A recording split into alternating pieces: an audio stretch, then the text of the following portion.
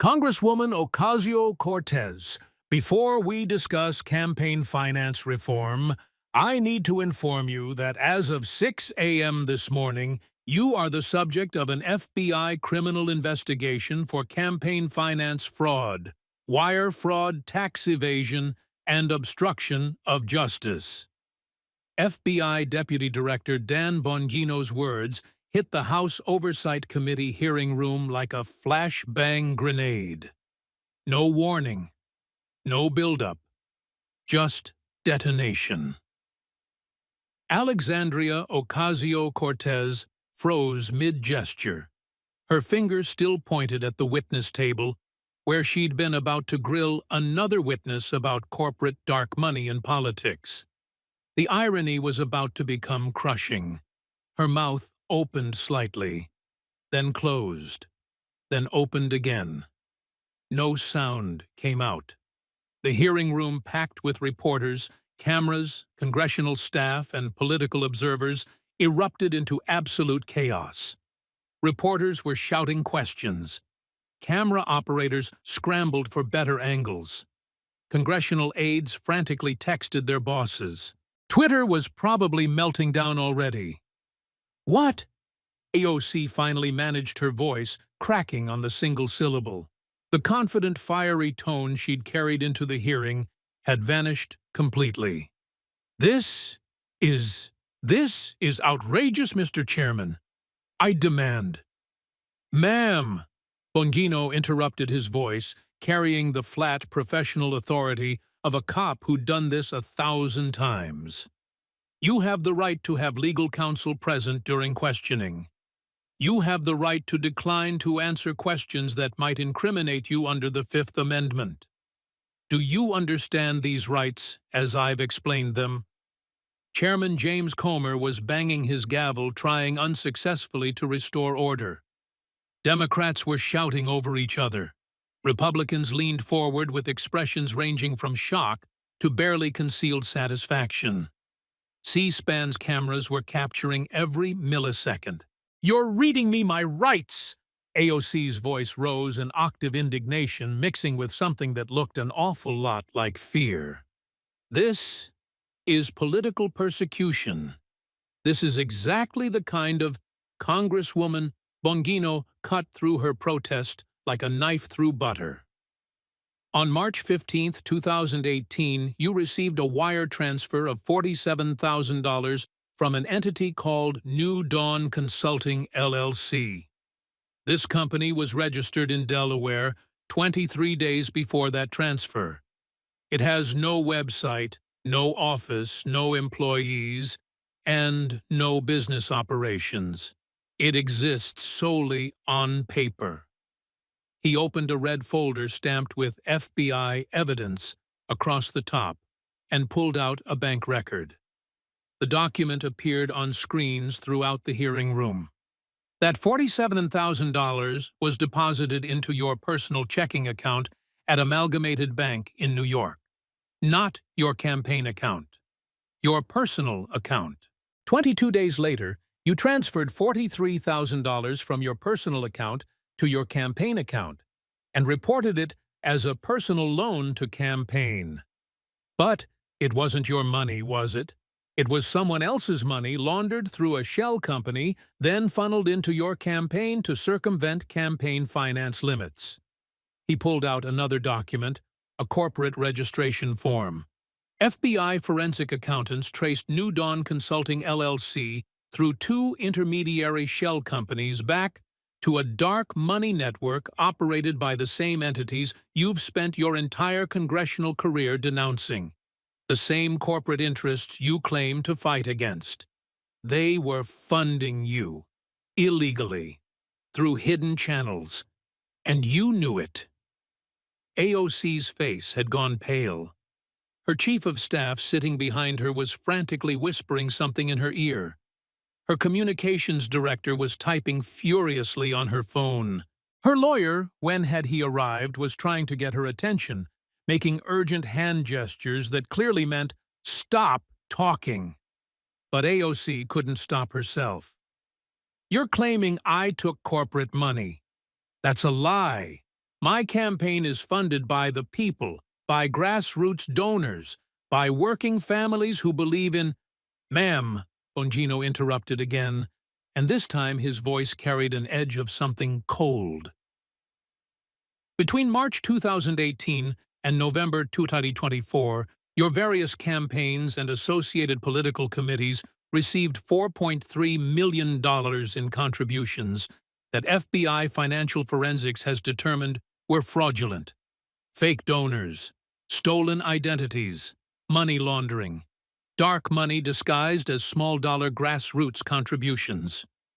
He pulled out a photograph and held it up. "This is Margaret Chen, age 87, a dementia patient at a nursing home in Queens. According to your campaign finance reports filed with the FEC, Mrs. Chen donated the maximum allowable amount, $2,800, to your 2020 re-election campaign. But Mrs. Chen can't remember her own daughter's name, Congresswoman. She didn't make that donation.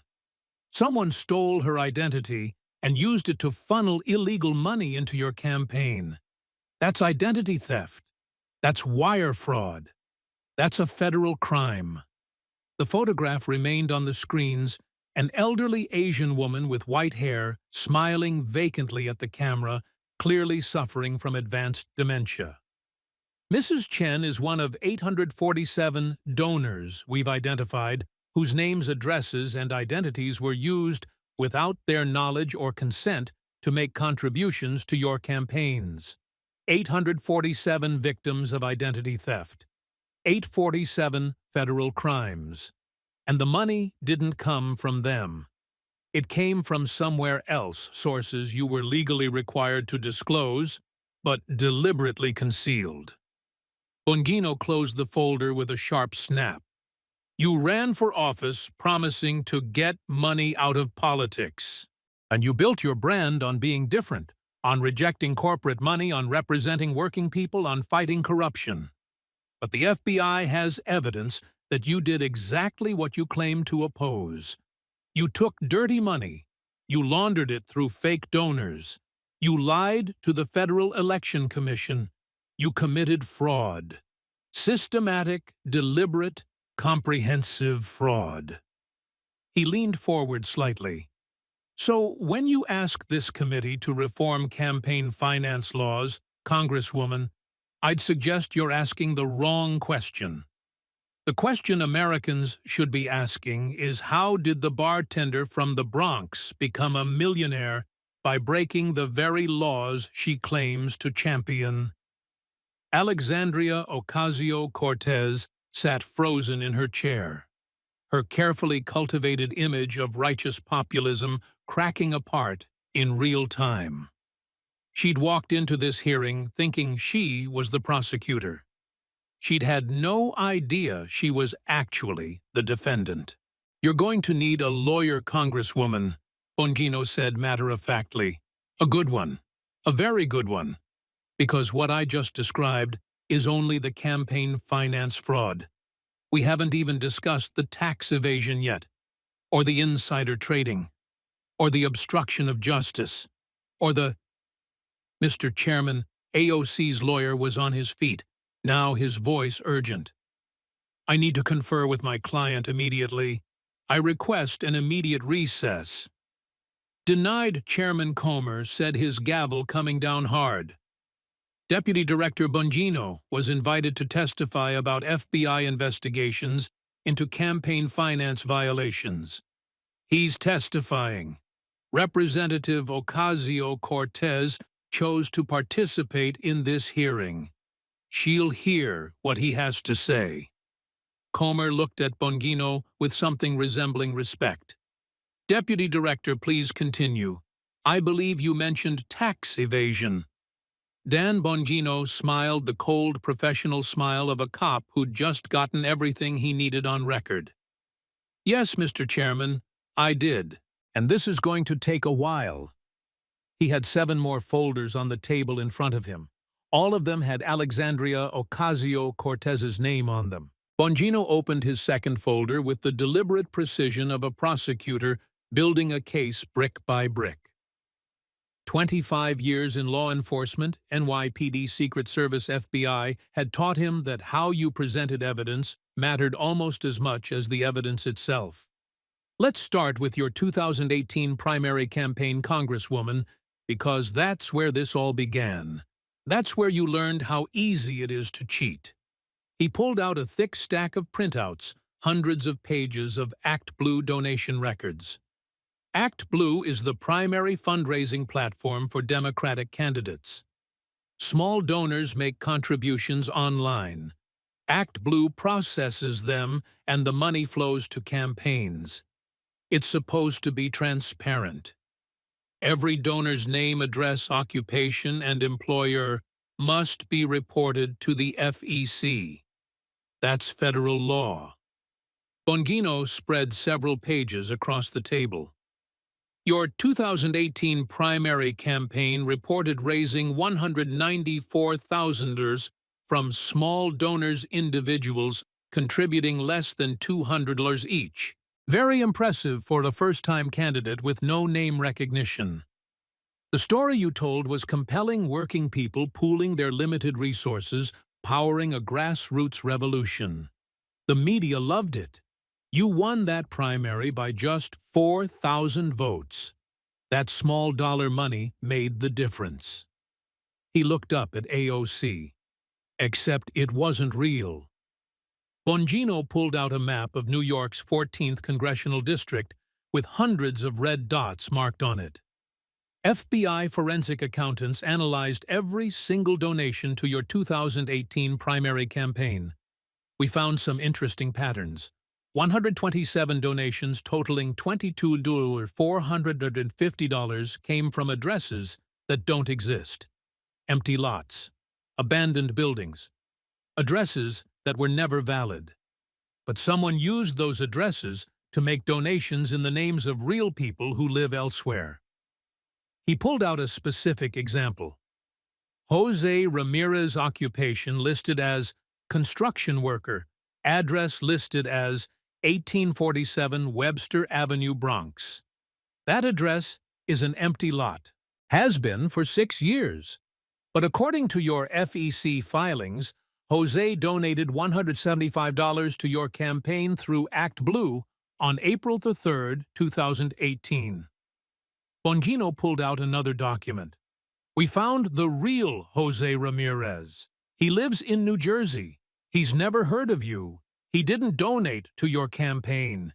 He's never even been to that address in the Bronx. Someone stole his name, invented an address, and used his identity to make a fraudulent contribution. He spread out more pages. We found 127 donors like Jose, real people, whose identities were stolen, paired with fake addresses used to funnel money into your campaign while circumventing contribution limits and concealing the true source of the funds. AOC's hands were gripping the edge of the table. Her lawyer was writing frantically on a legal pad. But that's just the beginning, Bongino continued. The real pattern emerged when we analyzed the donation times and amounts. On June 12, 2018, between 2:17 a.m. and 3:42 a.m. in the middle of the night, your campaign received 73 donations through Act Blue. 73 separate people all waking up in the middle of the night, all deciding to donate to your campaign within an 85-minute window.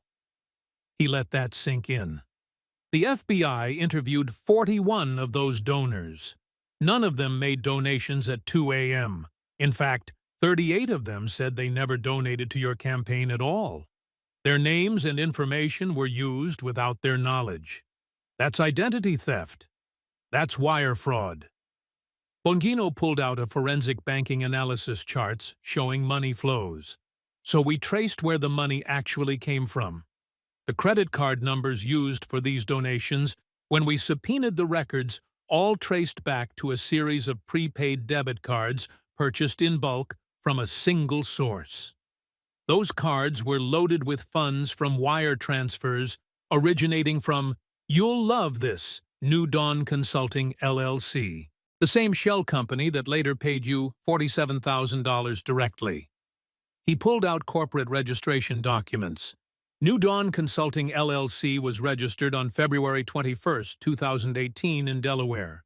The registered agent is a company that specializes in creating anonymous corporate entities. The address is a mail drop. There are no employees, no office space, no legitimate business operations. It exists solely to move money in ways that hide the original source. Bongino's voice took on a harder edge. FBI forensic accountants traced New Dawn Consulting through a web of shell companies. It's what we do, Congresswoman. We're very good at following money, and we found the ultimate source. The money originated from a dark money network operated by corporate interests and wealthy individuals who wanted to influence the 2018 primary elections in several districts. They needed progressive candidates who would appear grassroots, but who would be controllable once elected. Candidates who owed them. Candidates who could be compromised. He pulled out a bank record showing a wire transfer. On February 28, 2018, 1 week after New Dawn Consulting was created, the company received a wire transfer of $2.4 million from an entity called Freedom Alliance Strategies. That entity received money from a Cayman Islands trust. The Cayman Trust is controlled by shell companies registered in Panama. And at the end of that chain, after layers designed specifically to conceal the source, the money originated from a network of tech industry executives, cryptocurrency investors, and financial firms who wanted candidates in Congress who would oppose certain regulations while appearing to support progressive policies. Bongino looked directly at AOC. You weren't chosen because of your platform, Congresswoman. You were chosen because you were controllable, young, charismatic, media-savvy, and most importantly, willing to look the other way when illegal money flowed into your campaign as long as it helped you win. That's a lie, AOC finally found her voice. I've never taken corporate money. Every dollar I've raised came from working people. This is a smear campaign designed to— Ma'am, Bongino interrupted his voice, cutting through her protest. I haven't even gotten to the good part yet. He pulled out a USB drive and handed it to the committee's technical staff. This drive contains audio recordings from a cooperating witness, your former campaign manager, who has provided testimony to the FBI in exchange for immunity from prosecution. These recordings are from staff meetings during your 2018 campaign. A moment later, audio began playing through the hearing room speakers. AOC's voice was unmistakable. Audio transcript, June 2018. AOC, how much did we raise yesterday? Campaign manager, $38,000 on Act Blue. But AOC, but what? Campaign manager. You know what? The same as before. AOC, I don't want to know the details. I just want to know we have enough to win. Do we have enough? Campaign manager. If the stream keeps flowing, yes. AOC. Then keep it flowing. I don't care how. Just keep it flowing. Campaign manager. Alex, if this ever comes out, AOC, it won't. Nobody looks that closely at small-dollar donations. That's the beauty of Act Blue. It's all $27 and $50 contributions. No one scrutinizes that. The media loves the grassroots story. Just keep the stream flowing. The audio stopped.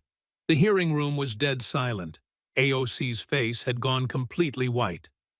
Her lawyer had his head in his hands. I don't care how. Just keep it flowing, Bongino repeated. That's you, Congresswoman, on June 14, 2018, instructing your campaign manager to continue accepting fraudulent donations. You knew the money was dirty. You knew the donors were fake. You didn't care because you wanted to win. He pulled out more documents. And it didn't stop with the 2018 primary.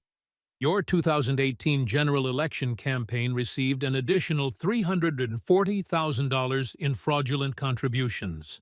Your 2020 election campaign received $892,000. Your 2022 campaign received $1.1 million. Your 2024 campaign received $1.9 million. Over 6 years across 4 election cycles, your campaigns received $4.3 million in illegal contributions laundered through fake donors, stolen identities, and shell companies. He pulled out a comprehensive chart showing all the fraudulent donations organized by election cycle with dates, amounts, and methods clearly labeled. That's not a mistake, Congresswoman. That's not an oversight. That's not a bookkeeping error. That's systematic, deliberate, ongoing criminal fraud. You built your entire political career on illegal money while telling America you were rejecting corporate corruption. You were the corruption. Bongino leaned back in his chair. The FBI has interviewed 847 individuals whose identities were used without their knowledge to make fraudulent contributions to your campaigns. 850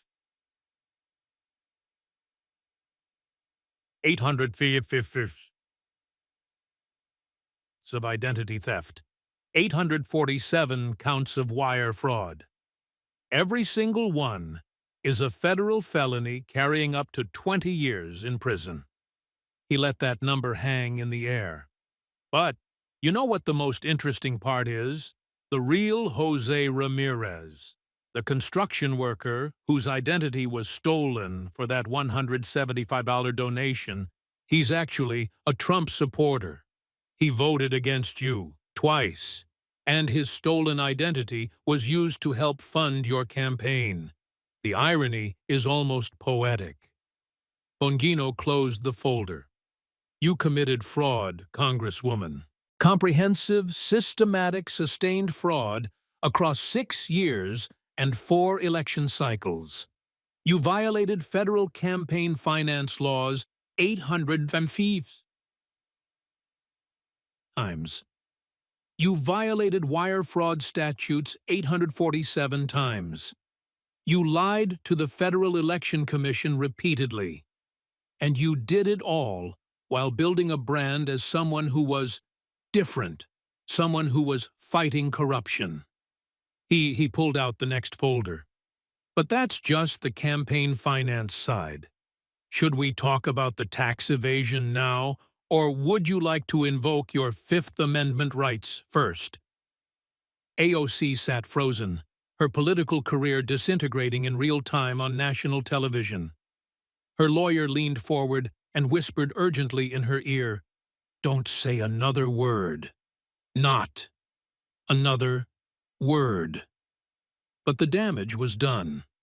The audio recording had been played, the evidence had been presented, and every major news network was running with it. Dan Bongino had 7 more folders to go. "Let's talk about shell companies, Congresswoman," Bongino said, opening his 3rd folder. "Because you didn't just take illegal campaign contributions, you also set up your own network of entities to move money around in ways that concealed its origins and purposes. And then you used those entities to enrich yourself personally." He pulled out a series of corporate formation documents. Between 2017 and 2024, you and your associates created 7 separate limited liability companies. 7 entities, all with innocuous names, all registered in states with minimal disclosure requirements, all designed to obscure financial relationships and money flows. Bongino laid out the documents one by one, each stamped with state registration seals. 1. New Dawn Consulting LLC, registered February 2018, Delaware. 2.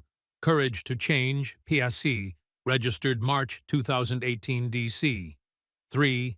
Progressive Solutions Group LLC, registered June 2018, Wyoming. 4. Brooklyn Forward Strategies LLC, registered November 2018, Delaware. 5. Justice and Opportunity Fund. Registered February 2020, DC 6. Working Families Alliance, LLC. Registered August 2020, Nevada. 7. Green Future Consulting Group, LLC. Registered January 2022, Delaware. He looked up at AOC. 7 entities. And according to Delaware, Wyoming, and Nevada corporate records, none of which require disclosure of actual ownership, the registered agents are all mail drop services. No real offices, no real employees, just paper entities that exist to move money. Bongino pulled out bank records, thick stacks of them. But the FBI has subpoena power, Congresswoman. We can pierce corporate veils. We can trace beneficial ownership. We can follow money through any number of shells. And when we subpoenaed the bank records for these 7 entities, we found something very interesting. He pulled out a comprehensive flow chart showing money moving between various accounts. You personally control all 7 entities. You're the beneficial owner. Your signature is on the bank accounts. Your social security number is on the tax forms, or at least it should have been. But here's the interesting part. Only 3 of these entities actually filed tax returns. The other 4, no tax filings at all. They're ghost companies that moved millions of dollars while reporting nothing to the IRS. He pointed to specific transactions on the chart. Let me walk you through how the scheme worked. Step 1: donors, often wealthy individuals, who've already maxed out their direct contributions to your campaigns, make contributions to Courage to Change PAC. This is your leadership PAC, which has higher contribution limits than candidate campaigns. Step 2: Courage to Change. PAC pays consulting fees to Progressive Solutions Group, LLC. Between 2018 and 2024, your PAC paid this LLC $2.7 million for strategic consulting communication services and organizing support. Step 3: Progressive Solutions Group, LLC pays subcontractor fees to Brooklyn Forward Strategies, LLC, and Green Future Consulting Group, LLC. Another $1.9 million moved through these entities for specialized services. Step 4: These LLCs then pay management fees and consulting fees to various individuals, including you, your boyfriend, Riley Roberts, your family members, and close associates. But these payments are structured to avoid reporting thresholds and are disguised as legitimate business expenses. Bongino pulled out specific bank records showing wire transfers. For example, on August 15, 2020, Brooklyn Forward Strategies, LLC paid you $47,000 for strategic consulting services. This payment was reported to the IRS as business income. But here's the problem. Brooklyn Forward Strategies had no clients except your own political committees. It wasn't providing services to anyone else. It existed solely to move money from your PAC into your personal accounts while disguising political contributions as business income. He pulled out more records. Between 2018 and 2024, these shell companies paid you directly $847,000 in consulting fees, $243,000 in speaking fees, $178,000 in advisory services, $92,000 in media production services, total $1,360,000 in payments from entities that you controlled, funded by your political committees and structured to circumvent campaign finance laws and tax regulations. AOC's lawyer was frantically taking notes, but his face had the expression of someone watching a train wreck in slow motion. But wait, Bongino continued. It gets better. Your boyfriend Riley Roberts, does he have any particular expertise in political communications or campaign strategy? He didn't wait for an answer. According to his LinkedIn profile, he's a web developer and marketing consultant. Not exactly a political strategist. Yet between 2019 and 2024, Riley Roberts received $647,000 from your shell company network for digital strategy and technology consulting services. Bongino pulled out Riley's bank records. We interviewed Mr. Roberts. Initially, he claimed he provided legitimate services. Then, we showed him the evidence, emails, calendars, work product. Or rather, the complete absence of work product. He couldn't provide a single deliverable. No strategy documents, no campaign plans, no technology recommendations, nothing.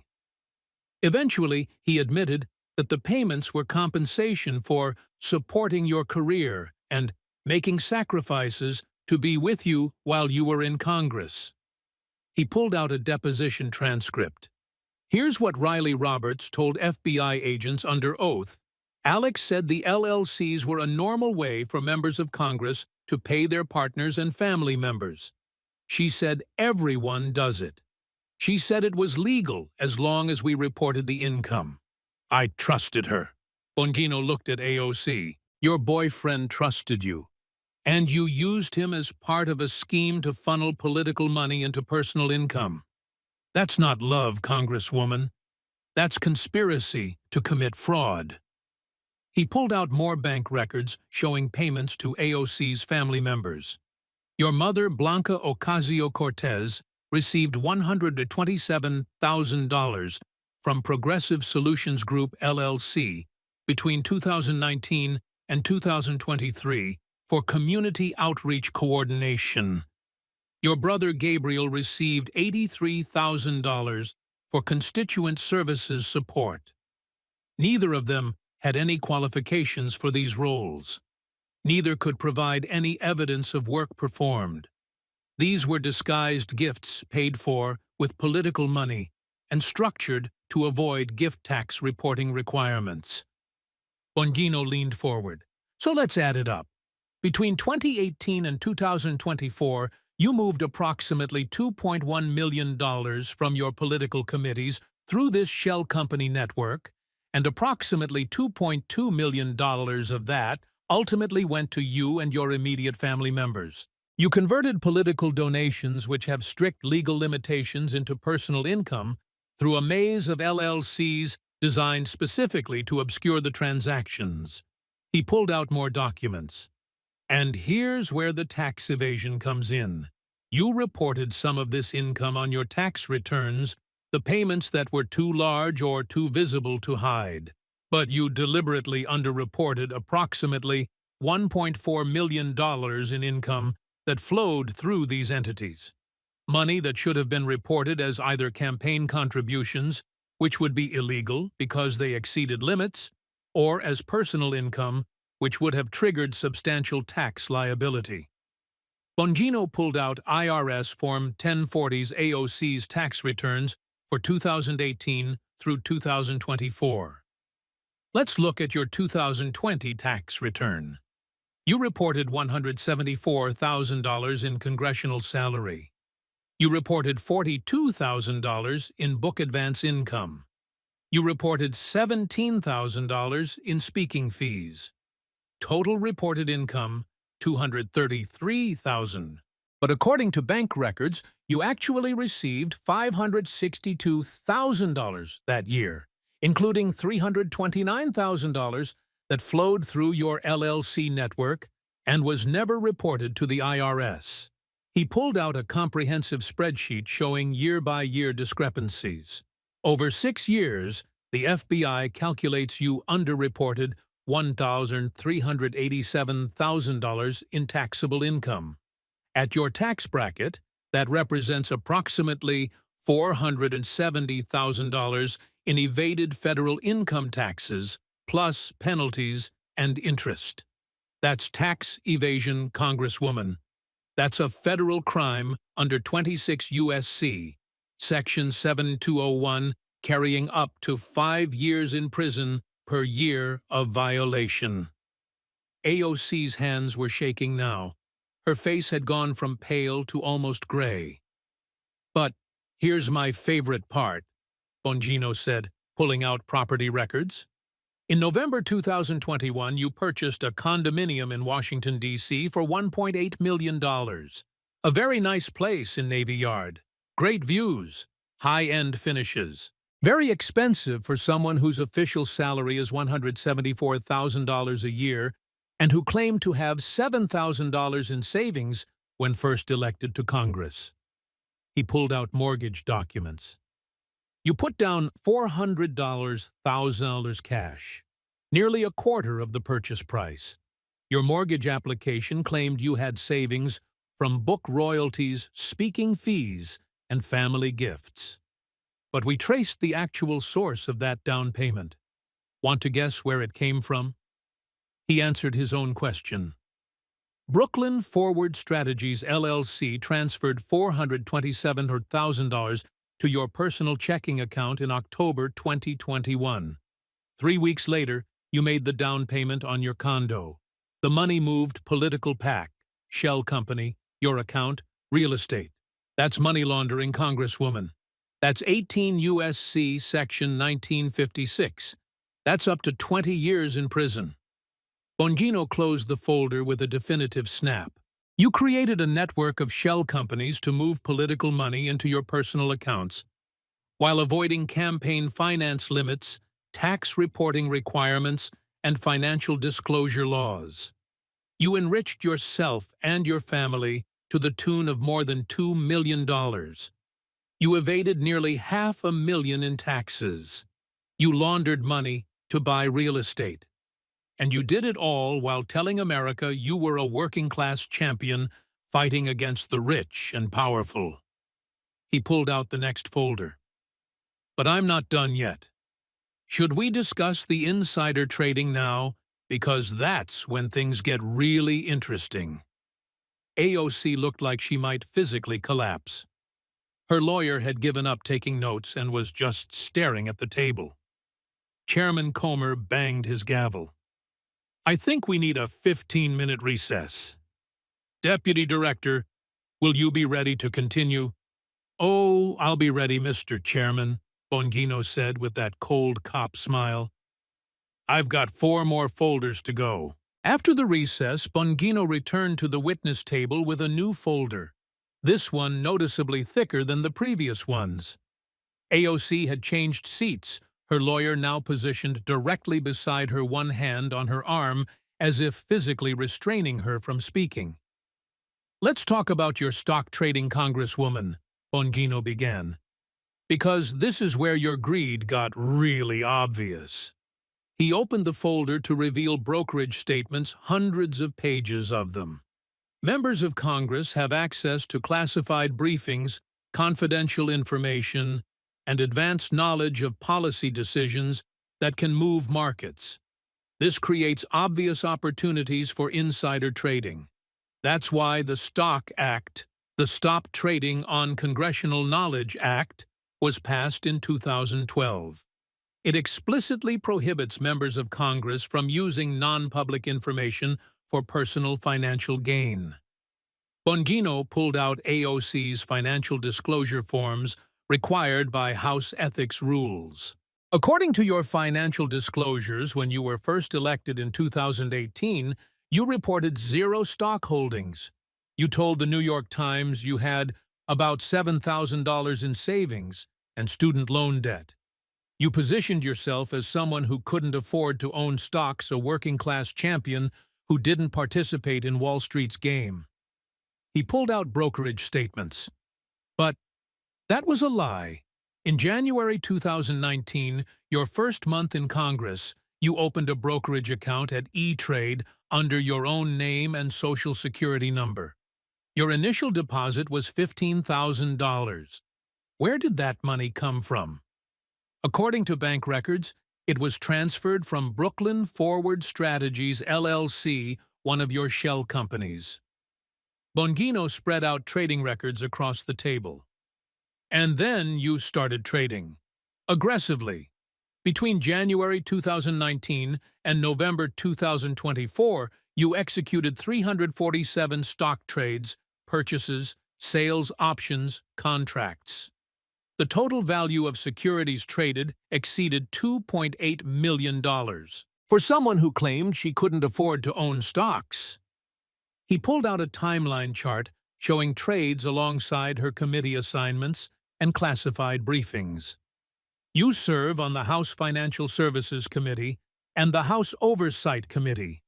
Both positions give you access to confidential information about upcoming regulatory decisions, government investigations, economic policy changes, and corporate enforcement actions. Information that isn't public yet. Information that can move markets. Bongino pointed to specific trades. Let's look at some examples. February 12, 2020. You attended a classified briefing on COVID-19 pandemic risks and potential economic impacts. This was before the general public understood the severity of the virus. The briefing included information about anticipated lockdowns, supply chain disruptions, and pharmaceutical demand. February 14, 2020. 2 days later, you executed the following trades. Purchased $47,000 in Pfizer call options. Purchased $35,000 in Moderna call options. Sold short $42,000 in airline stocks. Sold short $38,000 in commercial real estate. Over the next 6 weeks, as the pandemic became public, markets crashed and pharmaceutical companies surged. These trades generated $410,000 in profits, all based on information you learned in a classified congressional briefing. He pulled out more trading records. June 8, 2021, you attended a Financial Services Committee hearing closed to the public about upcoming cryptocurrency regulations. The SEC and Treasury Department officials briefed the committee that major enforcement actions against crypto exchanges were coming. June 10, 2021. 2 days later, you sold short $83,000 in Coinbase stock and purchased put options on several cryptocurrency-related stocks. June 23, 2021. The SEC announced enforcement actions. Crypto markets crashed. Your trades generated $124,000 in profits. Bongino continued through more examples, each following the same pattern. September 2021. Classified briefing on pharmaceutical pricing regulations, shorting pharmaceutical stocks. Profit, $67,000. March 2022. Private briefing on banking sector vulnerabilities, shorting regional bank stocks. Months before Silicon Valley Bank collapse. Profit, $93,000, July 2023. Confidential information about tech sector antitrust investigations, strategic tech stock trades. Profit, $156,000, November 2023. Advanced knowledge of climate policy announcements. Green energy stock purchases. Profit, $88,000. He pulled out a comprehensive spreadsheet. FBI forensic analysis of your trading patterns shows that 73% of your trades occurred within 2 weeks of classified briefings or confidential committee sessions. The average return on your trades was 300% higher than market averages. That's not luck, Congresswoman. That's not investment skill. That's insider trading. Bongino pulled out email communications obtained through FBI warrants. And we have the evidence that proves you knew exactly what you were doing. These are emails between you and your boyfriend, Riley Roberts, who was executing many of these trades for you using his own brokerage account to avoid disclosure requirements. He read from the emails. February 13, 2020, email from AOC to Riley Roberts. Got some info from the COVID briefing today. This is going to be bigger than anyone realizes. Buy pharma calls, sell airlines and commercial real estate. Do it tomorrow. Don't wait. June 9, 2021, email from AOC to Riley Roberts. The crypto crackdown is coming. They briefed us today. It's going to be bad for the exchanges. Short Coinbase heavy. This is going to print money. September 15th, 2021 email from AOC to Riley Roberts. Pharma pricing legislation is coming. They're going to get hammered. Load up on puts. Trust me on this. Bongino looked up from the emails. Trust me on this. You knew. You explicitly told your boyfriend to trade on confidential information you learned in classified congressional briefings. That's textbook insider trading under Section 10B of the Securities Exchange Act and Rule 10b-5. That's also a violation of the Stock Act, and each violation carries up to 20 years in prison and millions in fines. He pulled out Riley Roberts' brokerage statements, and because you used Riley's account for many of these trades to avoid disclosure requirements on your own financial disclosures, you also committed ethics violations and potentially obstructed justice by deliberately circumventing congressional reporting requirements. Bongino pulled out profit calculations. Between January 2019 and November 2024, trades executed by you and Riley Roberts using confidential congressional information generated approximately $1.4 million in profits. $1. $4 million gained by exploiting your position as a member of Congress to trade on non-public information. You profited from the COVID pandemic. You profited from the cryptocurrency collapse. You profited from bank failures. You made money on the suffering of others using information you only had because of your elected position. He pulled out a comparison chart. And here's the really damning part. Before you entered Congress, Riley Roberts' investment account had an average annual return of 4.2%, basically matching the S&P 500. After you entered Congress and started feeding him information from classified briefings, his average annual return jumped to 47%. 47% annual returns. That's not possible without insider information. Bongino leaned back in his chair. The SEC has opened a parallel civil enforcement investigation, but the FBI's criminal investigation focuses on 23 specific trades that we can prove through emails, trading records, and calendar analysis were directly based on confidential information you learned in your capacity as a member of Congress and then used for personal financial gain. He pulled out indictment drafts, 23 counts of insider trading, 23 counts of securities fraud, each carrying up to 20 years in prison. You could be sentenced to 460 years if the sentences run consecutively. AOC was now visibly shaking. Her lawyer had his head down, scribbling furiously, probably calculating sentencing guidelines. "But I'm not done yet," Bongino said, pulling out another folder. "Because you didn't just commit insider trading. You also tried to cover it up. And that's where the obstruction charges come in."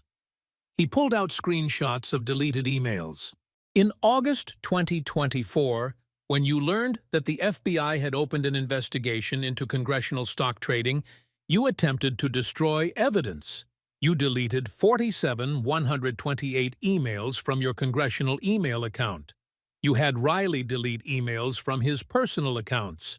You wiped your phones. You destroyed documents. Bongino pulled out forensic recovery reports. But the FBI has very good forensic specialists, Congresswoman. We recovered those deleted emails.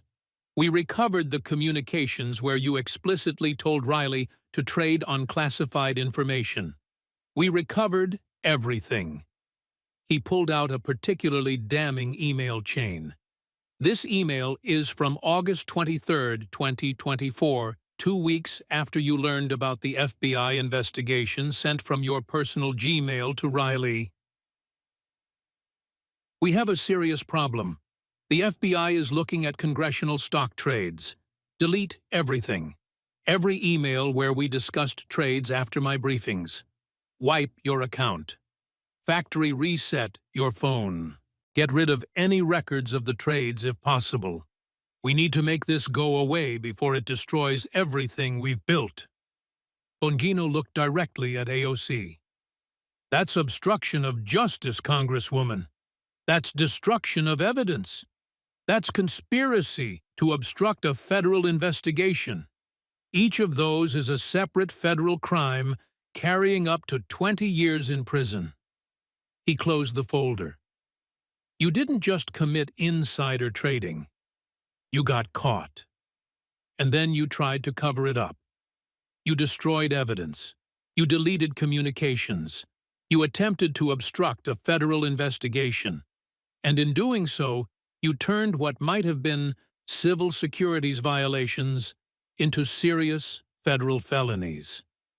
Chairman Comer was shaking his head slowly, looking genuinely stunned by the depth of the allegations.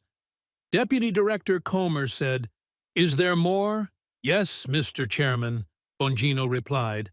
"We still need to discuss the witness tampering the false statements to federal investigators and the conspiracy charges. This is going to take all day." He had 4 more folders. AOC looked like she might vomit. "Let's talk about what happens when criminals get caught," Bongino said, opening his 5th folder. "Most people panic. They make bad decisions. They try to cover up their crimes. And in doing so, they usually make things much, much worse for themselves."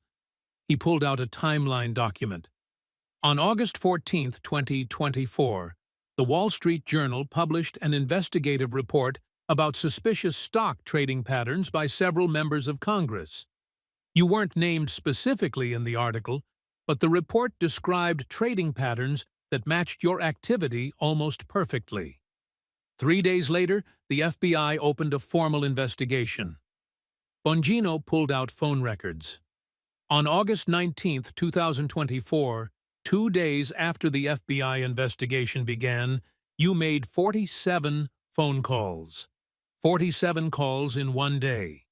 To your boyfriend Riley, to your chief of staff, to your campaign manager, to your lawyer, to several current and former staff members who had knowledge of your financial activities.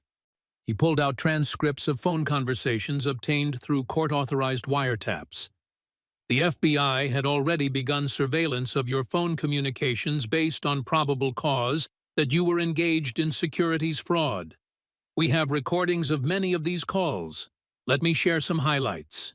He pulled out specific transcripts. August 19, 2024, 3:47 p.m. Phone call from AOC to Riley Roberts. AOC. They're investigating congressional stock trades.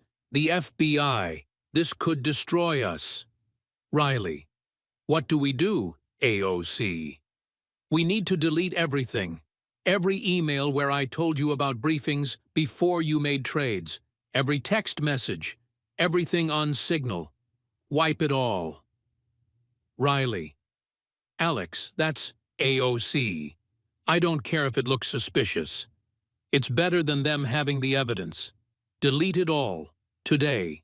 Right now. Bongino looked up.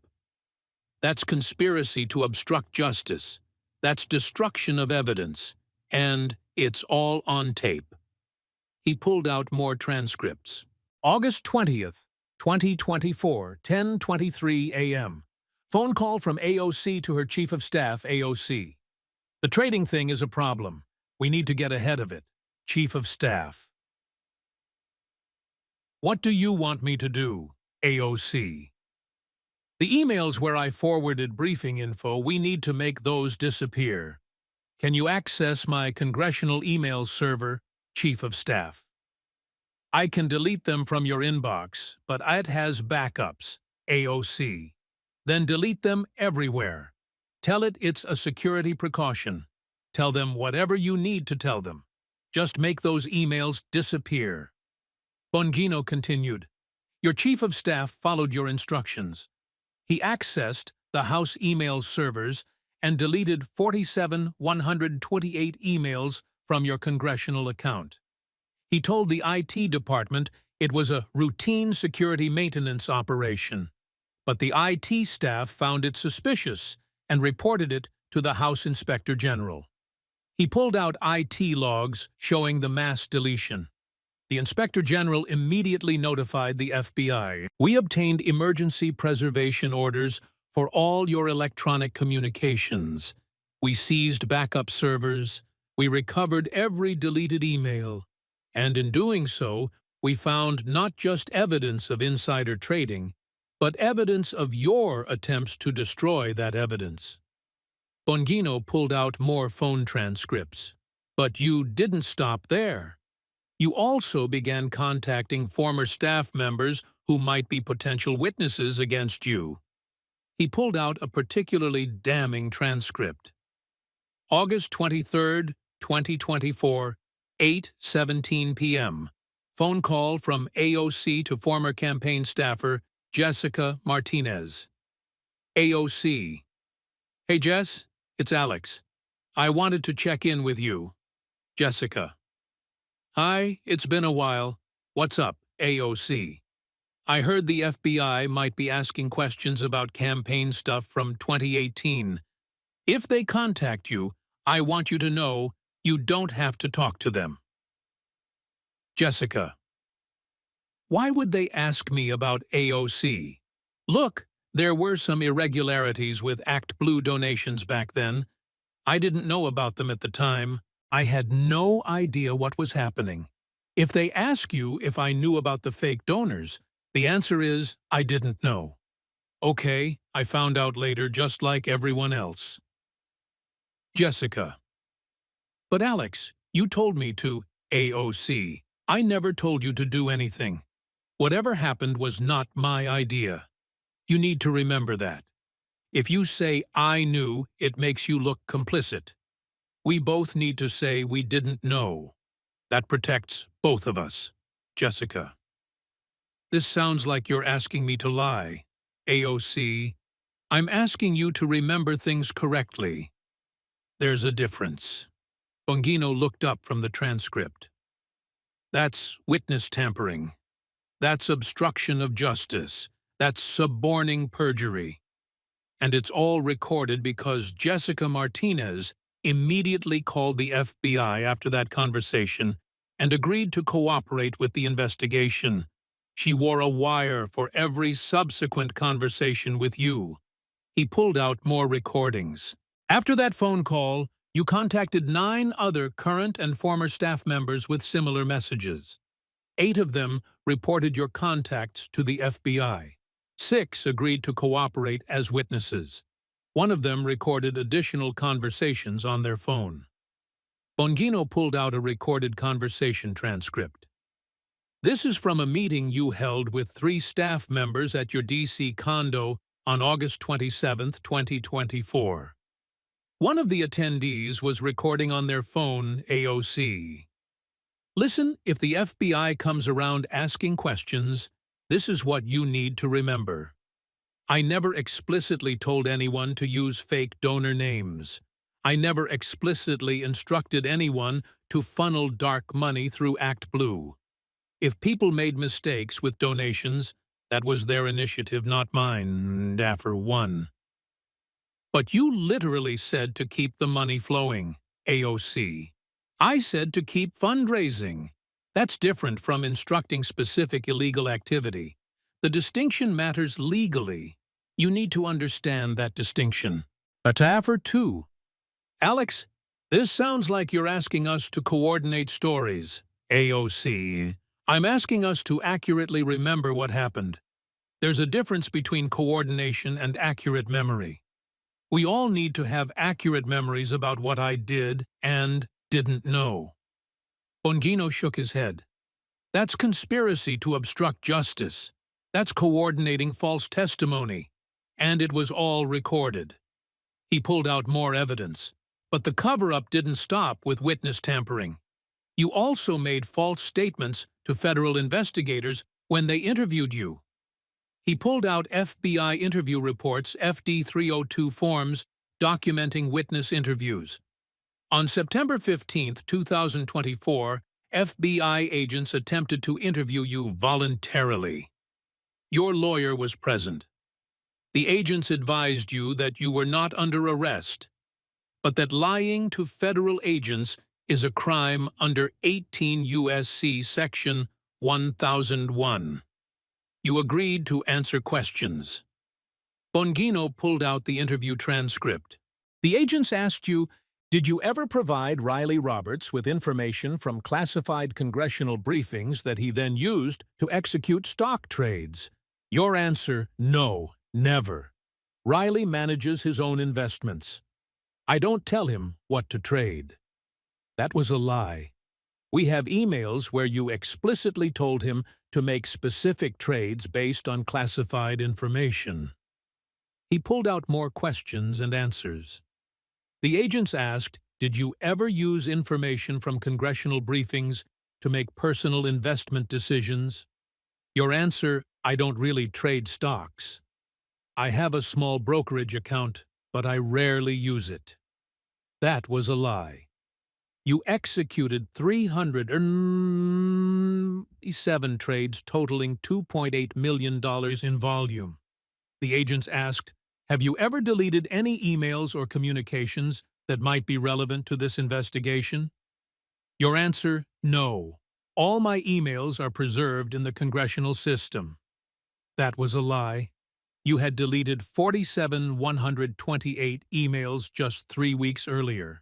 Bongino counted on his fingers. 3 direct lies to federal agents in a single interview.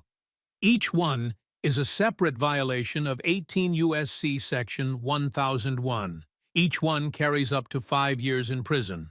He pulled out additional evidence. And you also lied on your congressional financial disclosure forms, the forms you're required to file annually disclosing your income assets and liabilities. He spread out multiple years of financial disclosure forms. Your 2020 disclosure form listed your net worth as $47,000. But in reality, after accounting for unreported income from your LLC network and stock trading profits, your actual net worth was approximately $680,000. You underreported by $633,000. Your 2022 disclosure form listed no stock holdings. But you had an active brokerage account with $340,000 in securities holdings. Your 2024 disclosure form failed to report $2.1 million in real estate assets held through shell companies you controlled. Bongino pulled out a comprehensive analysis. Over 6 years of financial disclosure forms, you filed false information on 73 separate line items. Each false statement is a violation of the Ethics in Government Act. Each violation subjects you to criminal penalties. He closed the folder and looked directly at AOC. So let's summarize what happened after you learned you were under investigation. You destroyed evidence, deleting 47,128 emails and instructing others to delete communications. You tampered with witnesses contacting at least 9 current and former staff members and encouraging them to provide false testimony. You conspired to obstruct justice, coordinating stories with staff members about what you knew and didn't know. You lied to federal investigators, making at least 3 materially false statements during your FBI interview.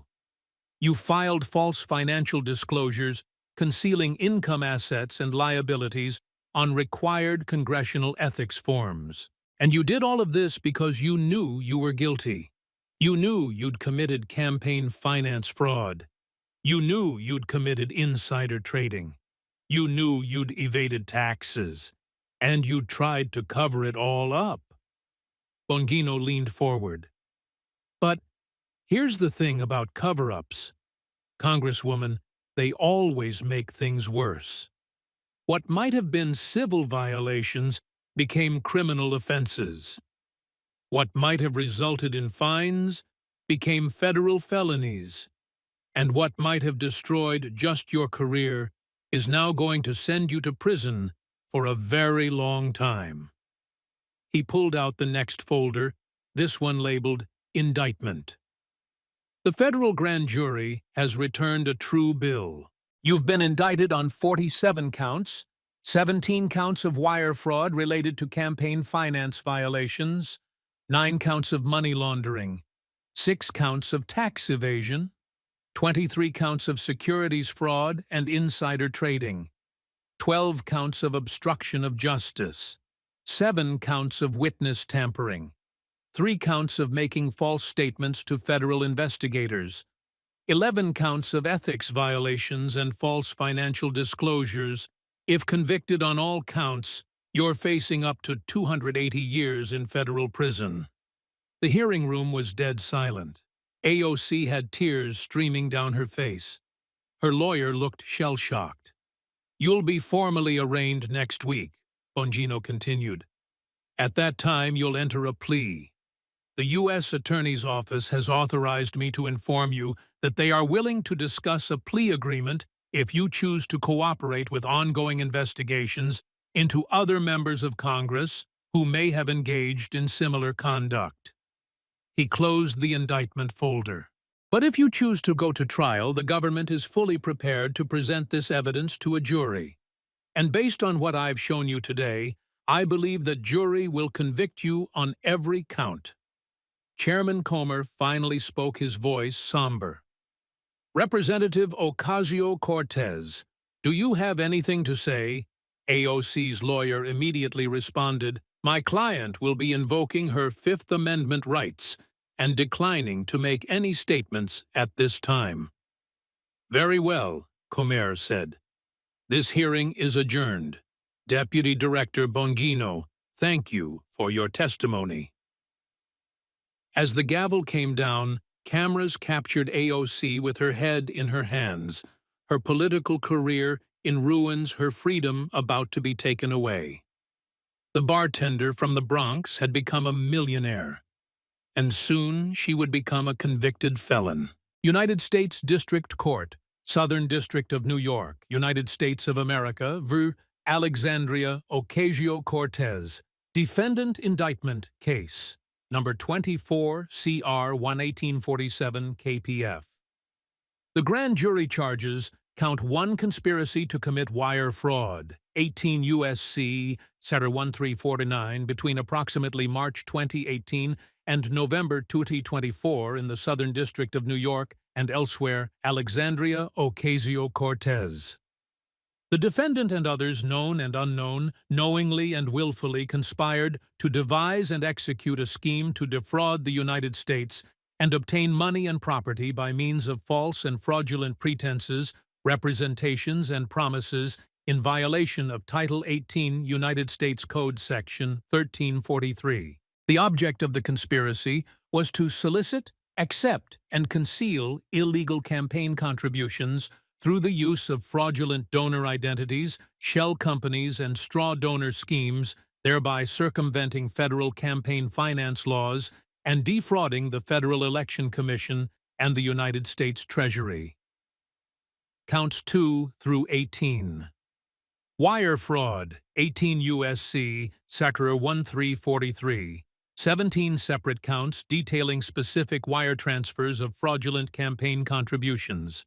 Counts 19 through 27. Money laundering, 18 U.S.C. Section 1356. 9 counts detailing the laundering of illegal campaign contributions through shell companies including New Dawn Consulting, LLC, Progressive Solutions Group, LLC, Brooklyn, Forward Strategies, LLC, and others. Counts 28 through 33, tax evasion, 26 U.S.C. Farshore 7201.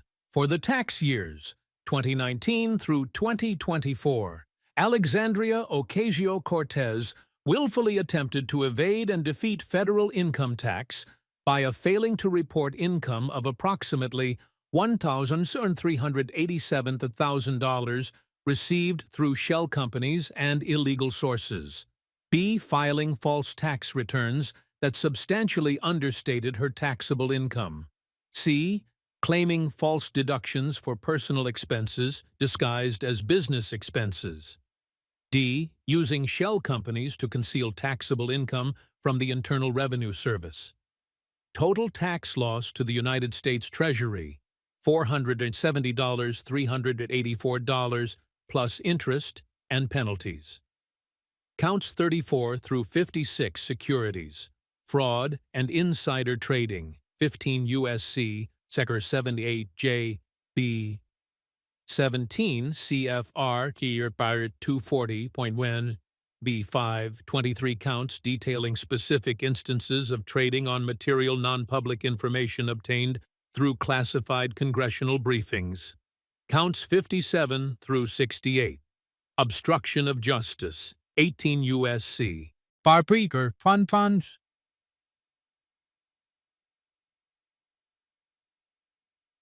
Beginning in approximately August 2024, Alexandria Ocasio-Cortez knowingly engaged in conduct that had destroyed, mutilated, concealed, covered up, falsified, and made false entries in records and documents with the intent to impair their integrity and availability for use in official proceedings. I specifically caused the deletion of 47,128 emails from congressional servers. C. Instructed co-conspirators to delete electronic communications relevant to federal investigations. D. Attempted to prevent the communication of information relating to federal crimes to federal law enforcement. Counts 69 through 75. Witness tampering, 18 U.S.C. 12, 7 counts detailing specific attempts to influence, intimidate, or corruptly persuade witnesses with intent to influence their testimony in official proceedings. Counts 76 through 78, false statements, 18 U.S.C. Order 1001. On or about September 15, 2024, in the Southern District of New York, Alexandria Ocasio-Cortez, in a matter within the jurisdiction of the executive branch of the United States, knowingly and willfully made materially false, fictitious, and fraudulent statements to federal law enforcement agents. Forfeiture allegation. Upon conviction, the defendant shall forfeit to the United States 1. All property constituting or derived from proceeds obtained directly or indirectly as a result of the offenses charged herein, including but not limited to real property located at D.C. condo address, valued at approximately $1,800,000, bank accounts containing approximately $847,000 or securities holdings valued at approximately $340,000 or other assets, totaling approximately $213,000. 2. Total forfeiture amount, $200,000. A true bill, signed by grand jury, foreperson, signed by U.S. Attorney, Southern District of New York, October 15, 2024. Thurgood Marshall, United States Courthouse, 40 Foley Square, New York, NY Alexandria. Ocasio-Cortez stood before Magistrate Judge Catherine Polk Failla, wearing a navy blue suit, her signature large hoop earrings, absent her hair pulled back in a severe bun. The transformation from media-savvy politician to criminal defendant was stark. Her legal team had grown substantially.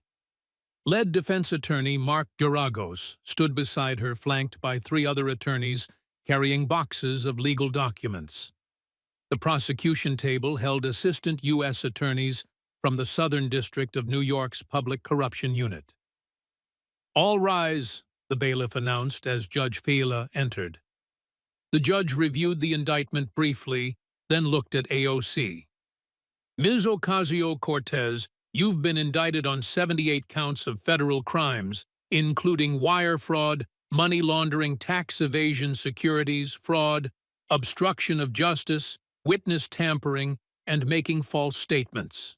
Do you understand the charges against you?" "Yes, Your Honor," AOC replied, her voice barely audible. "How do you plead?"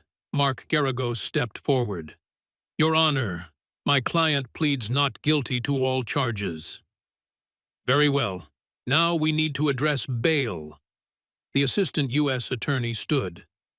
Your Honor, the government requests that the defendant be remanded without bail. She presents a serious flight risk. She has access to significant financial resources that weren't disclosed in her financial statements. She has international contacts.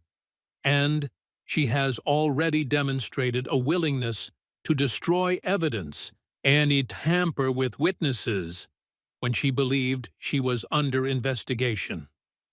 Garagos immediately objected. Your Honor, Representative Ocasio-Cortez is a sitting member of the United States Congress. She has deep ties to this community. She has surrendered her passport. She poses no flight risk whatsoever. Judge Fila considered for a moment. Ms. Ocasio-Cortez, you are hereby released on a $500,000 bond secured by real property. You will surrender all passports immediately. You will be subject to electronic monitoring via GPS ankle bracelet.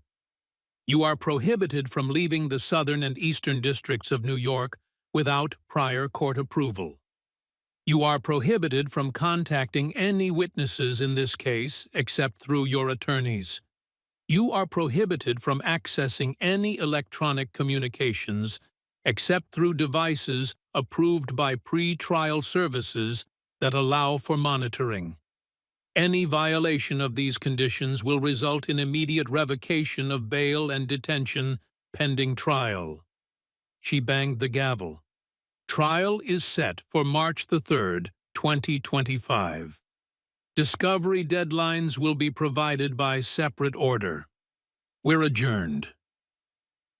As AOC left the courthouse, a crowd of reporters mobbed her on the courthouse steps. Her attorneys had prepared a brief statement.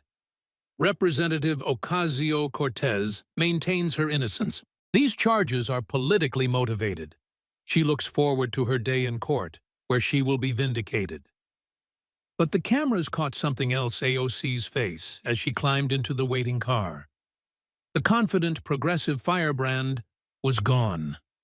In her place was a scared 35-year-old woman facing 280 years in federal prison. Monday, March 3, 2025. United States District Court, Southern District of New York, Courtroom 443. The trial of United States v. Alexandria. Ocasio-Cortez began on a cold March morning with extraordinary security measures. Metal detectors had been installed outside the courtroom. U.S. Marshals screened every attendee.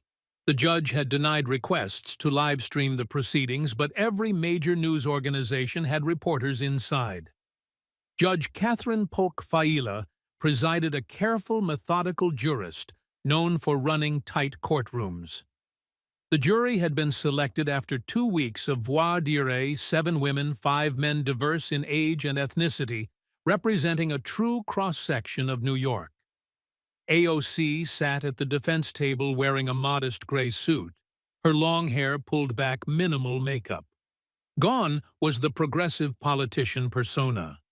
The defense strategy was clear, present her as a young woman who'd made mistakes, not a criminal mastermind. The government may present its opening statement, Judge Fila said. Assistant U.S. Attorney Sarah Martinez stood, a 15-year veteran prosecutor known for her methodical approach to complex white-collar cases. Thank you, Your Honor. Ladies and gentlemen of the jury, this case is about betrayal. It's about fraud. It's about greed. And it's about a young woman who convinced America she was different, that she rejected the corruption of politics while secretly becoming exactly what she claimed to oppose. Martinez walked to a large display showing a timeline. In 2018, Alexandria Ocasio-Cortez ran for Congress with a compelling story. She was a bartender from the Bronx. She had student loan debt. She represented working people. She promised to reject corporate money and fight corruption. And America believed her. Young people especially believed her. She became a political phenomenon. Martinez pointed to the timeline, but that story was a lie. And over the next 6 weeks, we're going to prove it with documents, bank records, audio recordings, emails, and the testimony of witnesses who worked for the defendant and watched her commit crimes. She pulled up images of shell company registration documents. The defendant created a network of fake companies, shell companies, to hide money flows. She accepted illegal campaign contributions funneled through stolen identities. She used 847 different victims' names, real people whose identities were stolen, to disguise the true sources of her campaign funding. Martinez pulled up the Act Blue donation records. She raised millions of dollars through fraud. And when questioned about her small-dollar grassroots fundraising, she lied. She knew the donations were fake. We have audio recordings of her telling her campaign manager to keep the money flowing and saying she didn't care how, as long as they had enough to win. The prosecutor moved to photos of AOC's D.C. condo. The defendant bought a $1.8 million condominium in Washington, D.C. How does a bartender afford that? The answer is, she stole it. She moved political money through her fake companies into her personal accounts and used that money to buy real estate. That's money laundering. Martinez pulled up stock trading records. The defendant sits on committees that receive classified briefings about the economy, about regulations, about government actions that affect stock prices. And she used that information she learned as a member of Congress, to make stock trades that generated $1.4 million in profits. 2 days after a classified COVID briefing, she bought pharmaceutical stock options.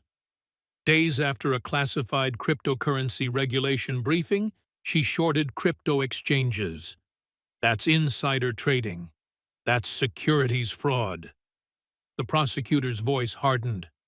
And when she learned the FBI was investigating, she tried to cover it up.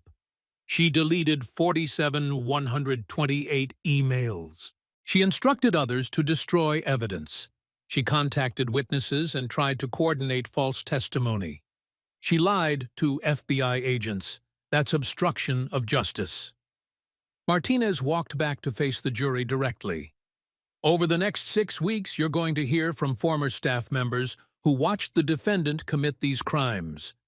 You're going to see bank records proving the money flows. You're going to hear audio recordings of the defendant instructing others to break the law. You're going to see emails where she explicitly used classified information to make stock trades. She paused for effect. And at the end of this trial, we're going to ask you to do something that might be difficult: hold a member of Congress accountable for her crimes.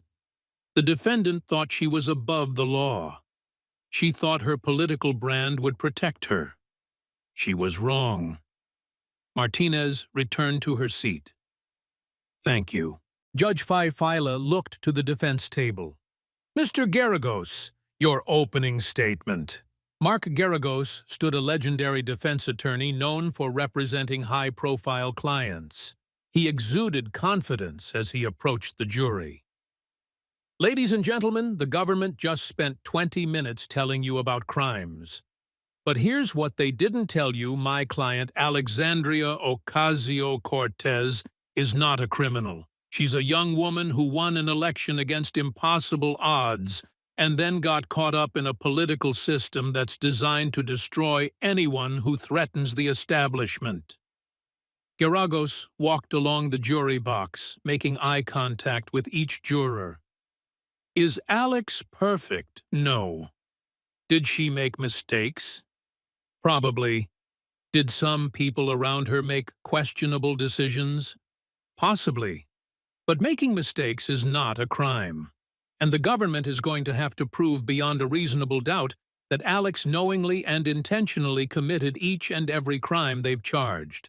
He pointed back at the prosecution table. They're going to show you complicated financial records and shell companies. But here's the truth. Alex is not a financial expert. She relied on campaign professionals, accountants, and consultants to handle those matters. When they told her something was legal, she believed them. That's not a crime. That's trusting the experts. Garagos pulled up a photo of AOC from her 2018 campaign, young, energetic, idealistic. This woman threatened the political establishment. She beat a 10-term incumbent in a primary. She challenged the way politics works in Washington. And now the establishment is using the FBI to destroy her. This prosecution is political persecution. He walked back to the center of the courtroom. The government is going to show you audio recordings taken out of context. They're going to show you emails that seem damning, but actually have innocent explanations. They're going to parade witnesses who were offered immunity deals, people who are saying what the government wants them to say to avoid prison themselves. Garagos's voice rose with passion. But at the end of this trial, you're going to see that the government has not proven its case beyond a reasonable doubt. You're going to see that Alex Ocasio-Cortez is being prosecuted because she dared to challenge the system. And you're going to render the only verdict that justice demands, not guilty. He returned to his seat. The battle lines were drawn. The prosecution's case unfolded over 3 weeks with devastating precision. Week 1. The campaign finance fraud. The government called Jessica Martinez, AOC's former campaign finance coordinator, as their first witness. Ms. Martinez, AUSA Sarah Martinez, began. Did there come a time when you became aware that ActBlue donations to Representative Ocasio-Cortez's campaign were fraudulent? Jessica nodded, her voice trembling slightly. Yes. In May 2018, I noticed patterns that seemed wrong. Multiple donations from the same IP address, but different names. Donations from addresses that didn't match voter registration records. When I brought it up with the campaign manager, he told me not to worry about it.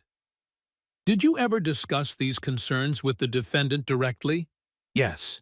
In June 2018, I told Alex Representative Ocasio-Cortez that I thought some of the donations might be fake. She told me. Jessica paused, clearly uncomfortable. What did she tell you? She said, the money is flowing. Don't stop the flow. We need every dollar to win this race. Don't ask questions you don't want answers to. The jury leaned forward. On cross-examination, Garagos attacked, you received immunity from prosecution in exchange for your testimony, correct? Yes. So you had every incentive to tell the government what they wanted to hear. Correct. I'm telling the truth about what happened. But you were facing potential prison time yourself, weren't you, for your role in the campaign finance fraud? I made mistakes, but Alex knew what was happening. She directed it. The government then called FBI forensic accountant Michael Chen, who spent 2 full days walking the jury through the money flows, shell companies, wire transfers, fake donors, all connected back to AOC's campaigns. The exhibits were overwhelming. Wire transfer records, bank account ownership documents, corporate formation papers, donor lists with fake addresses, IP address logs showing donations from single sources. In my 20 years as a forensic accountant, Chen testified, I've never seen a more sophisticated small-dollar donation laundering scheme. The defendants' campaigns received $43 million in illegal contributions disguised as grassroots donations. Week 2. The insider trading. The government called Riley Roberts AOC's boyfriend, who had accepted immunity in exchange for his testimony. Riley looked miserable on the stand. He clearly didn't want to be there. Mr. Roberts, the prosecutor began, did Representative Ocasio-Cortez ever provide you with information from classified congressional briefings that you then used to make stock trades. Riley's voice was barely audible. Yes. Can you give the jury an example? In February 2020, Alex came home from a classified briefing about COVID-19. She told me it was going to be much worse than the public knew.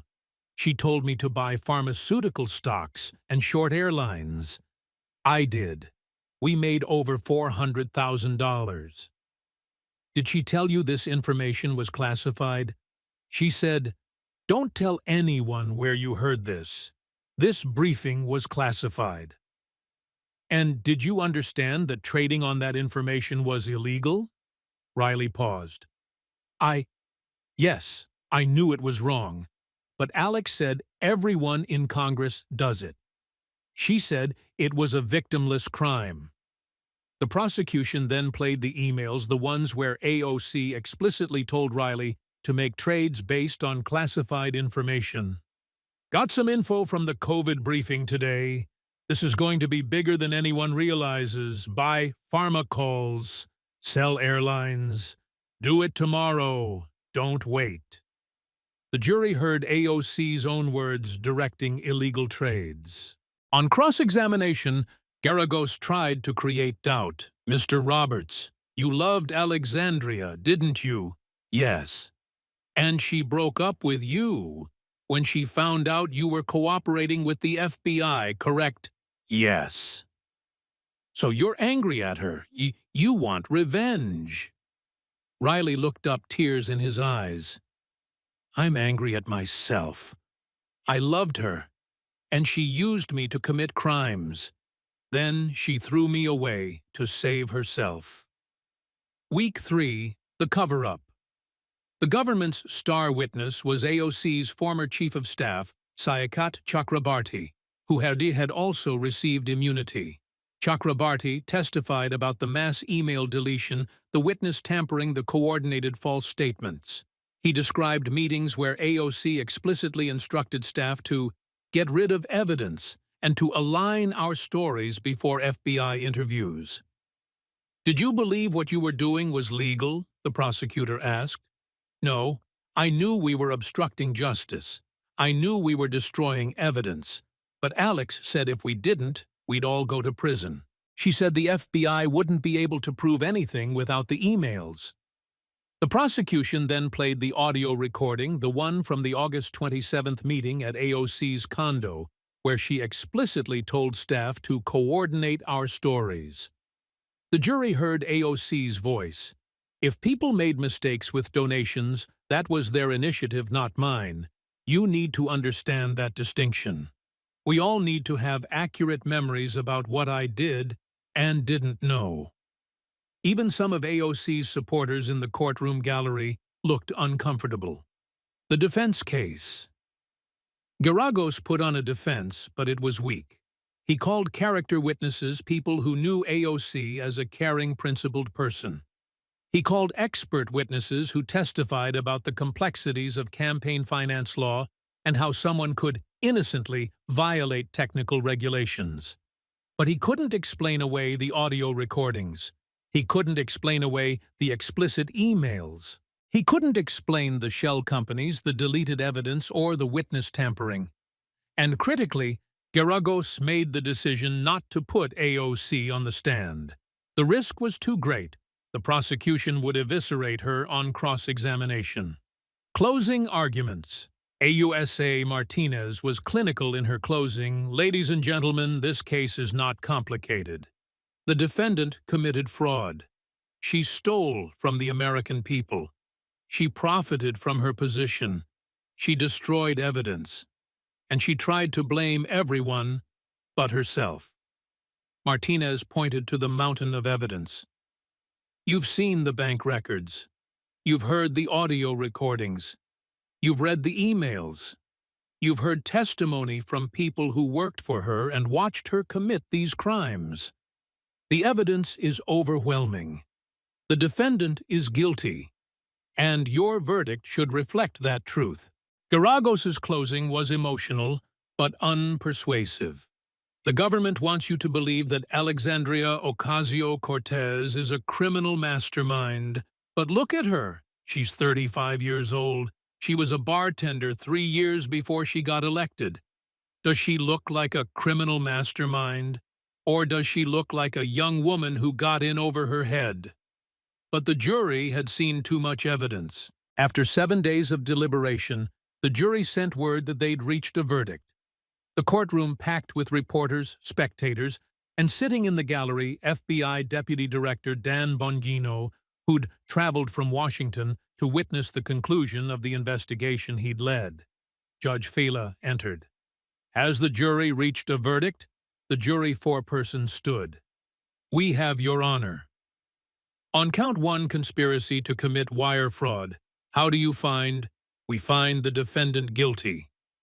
AOC's shoulders slumped. On count 2 wire fraud, guilty.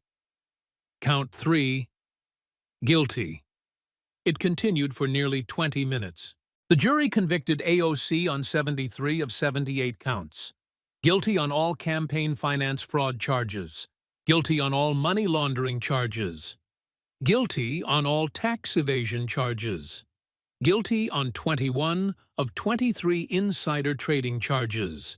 They had reasonable doubt on 2 trades.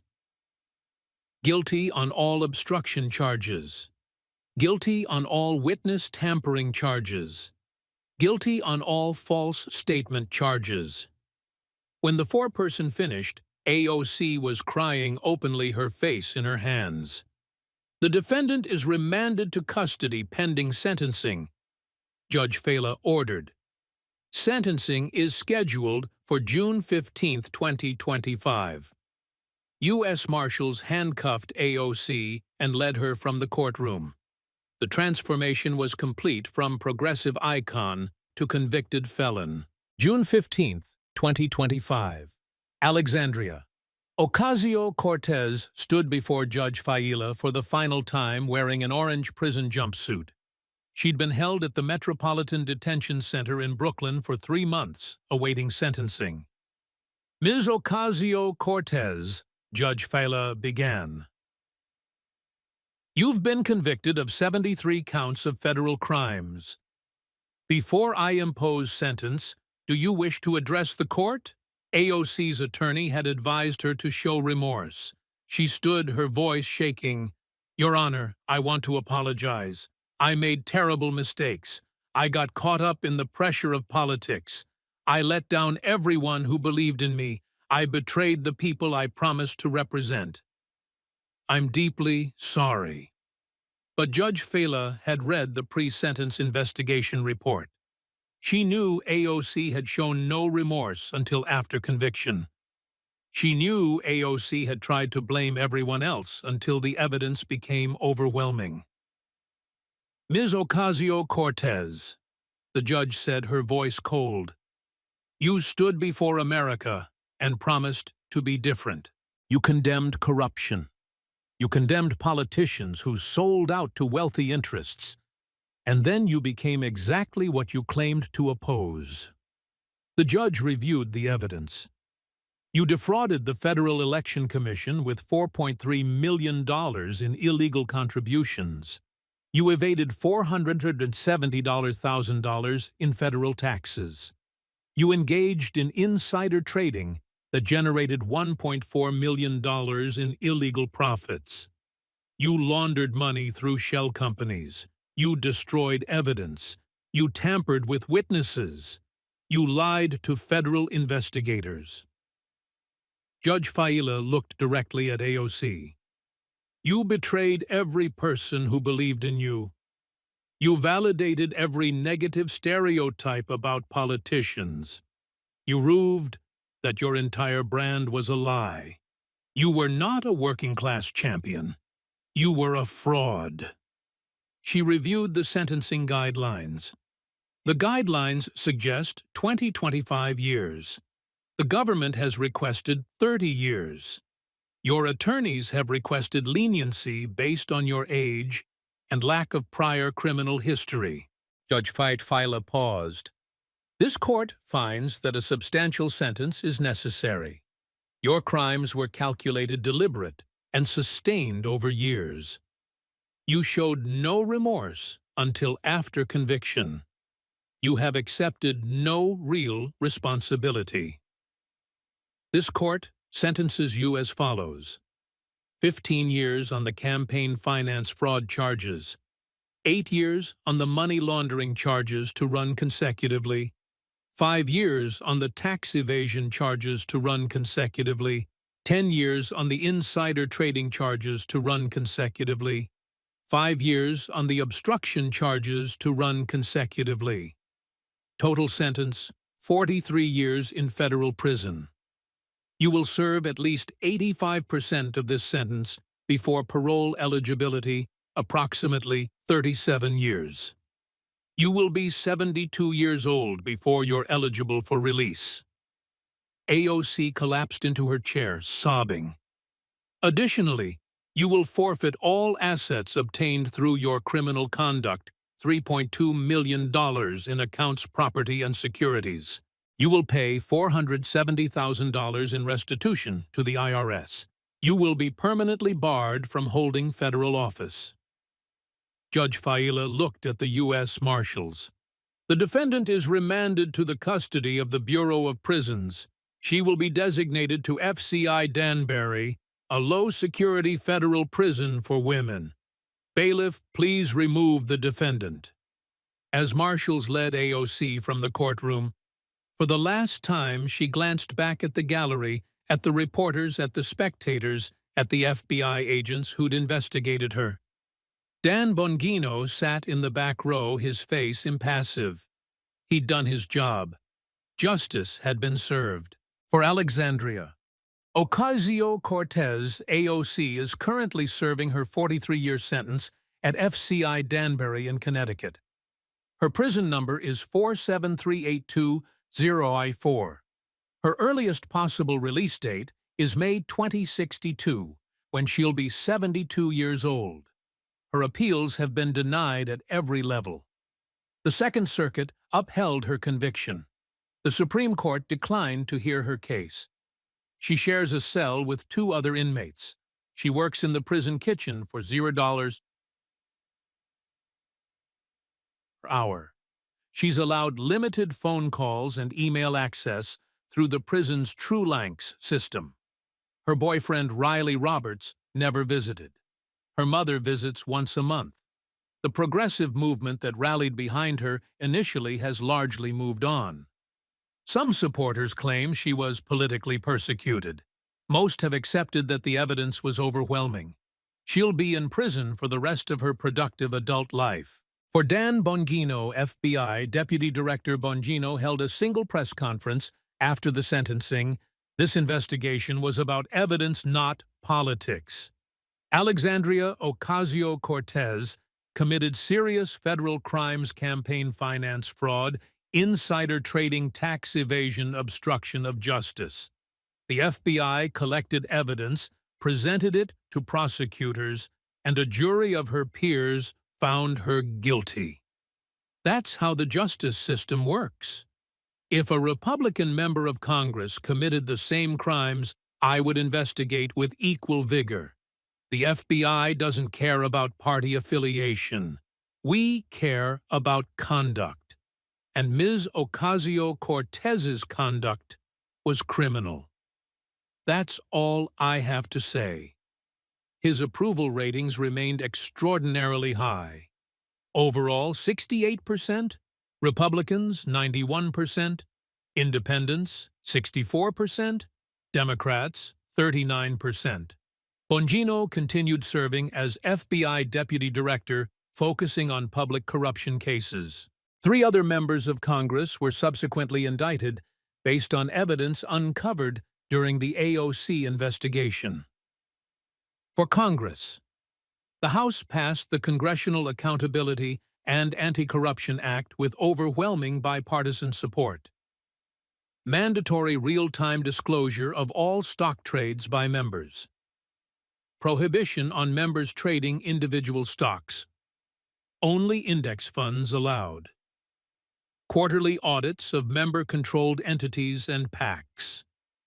enhanced financial disclosure requirements, automatic ethics reviews for suspicious financial activity, mandatory training on campaign finance laws, immediate suspension upon indictment for corruption offenses, automatic expulsion upon conviction.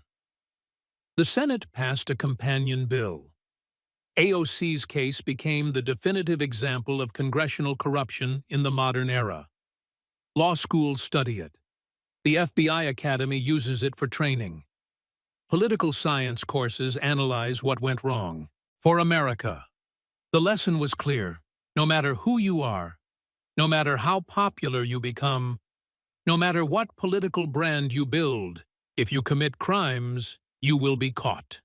And if the evidence is overwhelming, you will be convicted, and you will go to prison. Final scene, 2 years later.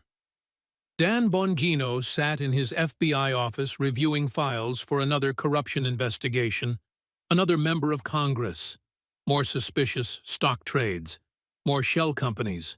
The work never ended. His phone rang. It was his former NYPD partner, now retired. "Danny, did you see the news? AOC got denied parole at her 2-year review." "She's not eligible for parole for 35 more years," Bongino replied. "This was her first review. It was automatic. She was never going to get out. You know she still claims she's innocent, still says she was set up." Bongino smiled slightly. "They always do.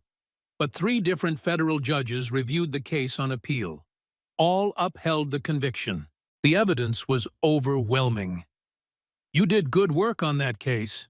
I did my job. Same job I did on the street in Queens 20 years ago. Catch criminals, present evidence, let juries decide. Think Congress learned anything?" Bongino looked at the files on his desk. 2 senators and another representative under investigation for similar schemes. "Some learned, others didn't. But that's why we exist, to catch the ones who didn't learn." He hung up and returned to his work, because in Washington, D.C., corruption never sleeps. But neither does the cop.